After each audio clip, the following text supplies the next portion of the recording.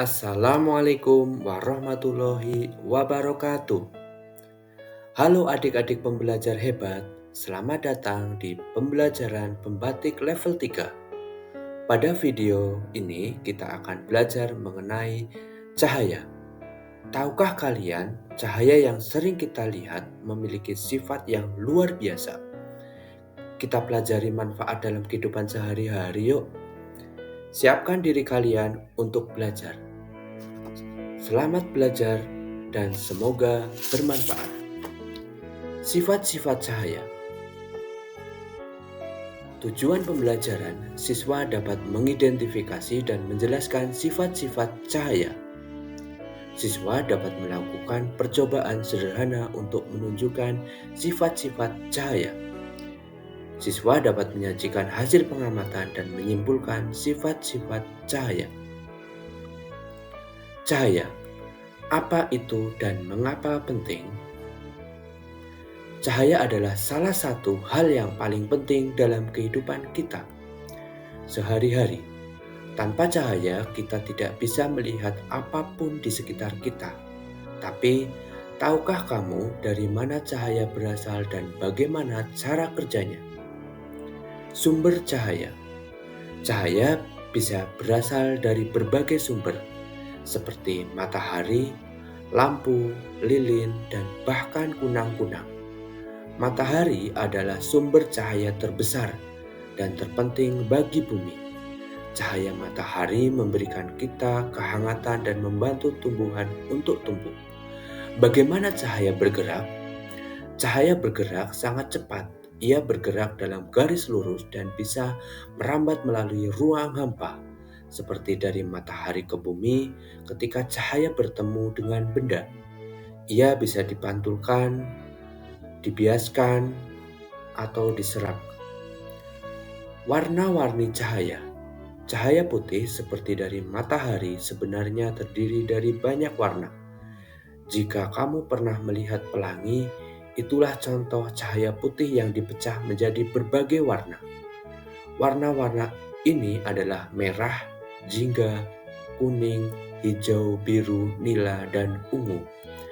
Mengapa cahaya penting?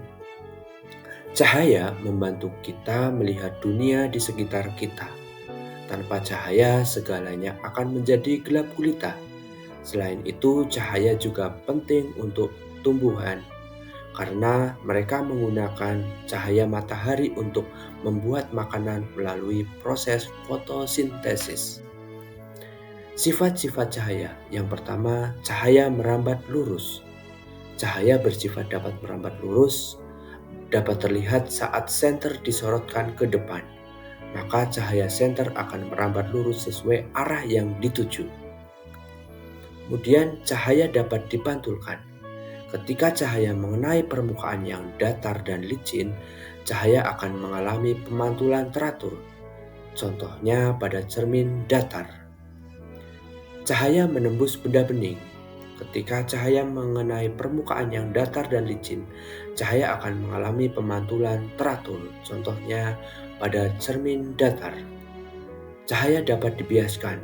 Cahaya mengalami perubahan arah saat melewati batas antara dua medium yang berbeda kerapatannya, seperti dari udara ke air atau dari kaca ke udara. Contohnya, pensil yang terlihat bengkok saat dimasukkan ke dalam gelas, dasar kolam yang jernih terlihat dangkal, ikan pada kolam yang jernih terlihat lebih besar serta terjadinya fata morgana. Berikutnya adalah cahaya dapat diuraikan. Cahaya bisa dipecah menjadi banyak warna seperti pelangi.